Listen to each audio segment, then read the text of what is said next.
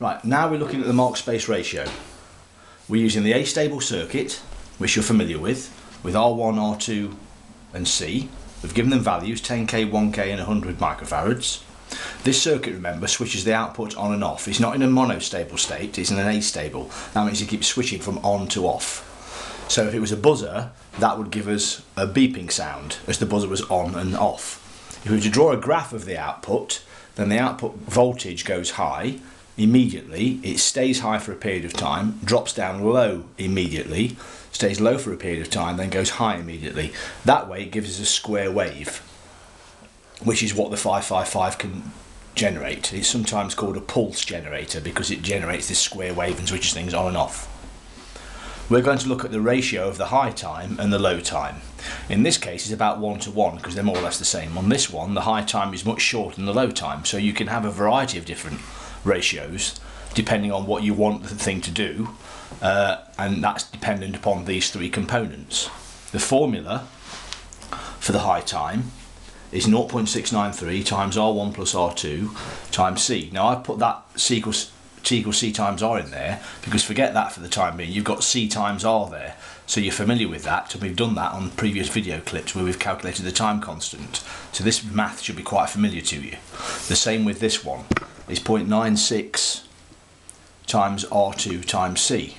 Again, covering that up, the R times C is what you're familiar with.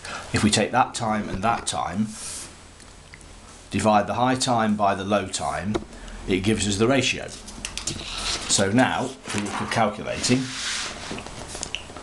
the high time, that's the formula. We've taken R1 and R2 and we've put 10k and 11 and 1k times by 100 microfarads.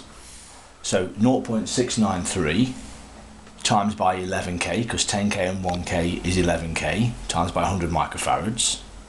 And then we've got to this point here on the next page. I'll just show you the next page how to work that out.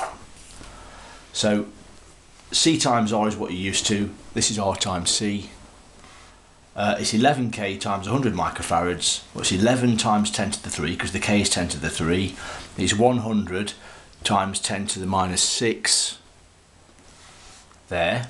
We add the powers together to give us 10 to the minus 3.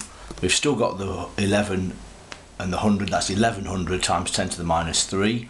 We can turn that into 1.1 times 10 to the 3. So 1100 is the same as saying 1.1 times 10 to the 3 times 10 to the minus 3. We can cancel those out and that leaves us with 1.1. So that is where this value comes from. So the high time is 0.693 times 1.1, which is that. Now the low time is 0.693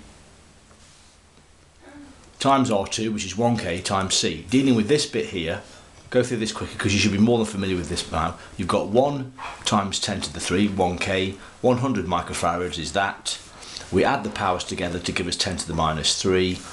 We then say, okay, that's 100 times 10 to the minus 3, or 10 to the minus 3 is 1,000th. If 10 to the 3 is 1,000, 10 to the minus 3 is 1,000th. So it's 100 over 1,000, which we cancel down to give us 0.1. Yeah, so 0.693, going back to this formula, times 0.1 is equal to 0.0693. The marked space ratio is high time over low time, which is 0.762, which is that one we just calculated, the high time, divided by 0.693, which is the low time we've just calculated. That gives us a ratio of 10.99 to 1, or 11 to 1. So what that would look like would be the high time is about 10 times as big as the low time, so you'd have a graph something like that. Okay.